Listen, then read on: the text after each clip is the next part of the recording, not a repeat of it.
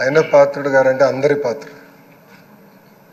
ఎప్పుడూ ప్రజల గురించే ఆలోచించే వ్యక్తి. అధికారంలో ఉన్నా ప్రతిపక్షంలో ఉన్నా ప్రజల సమస్యలు ఎట్లా పరిష్కరించాలని ఆలోచించే వ్యక్తి ఆయన పాత్రుడు గారు.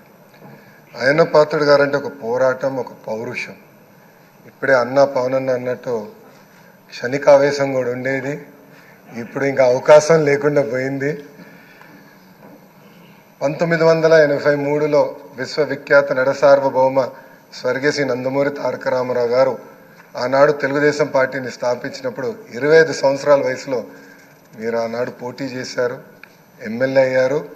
ఆనాడు భారతదేశంలోనే సెకండ్ యంగెస్ట్ ఎమ్మెల్యేగా అయ్యన్న పాత్రుడు గారు నిలబడ్డారు. 25 సంవత్సరాల వయసులో మీరు మంత్రిగా కూడా అయ్యారు. 7 సార్లు శాసనసభ్యుడిగా, ఒకసారి ఎంపీగా కూడా మీరు ఉన్నారు. 7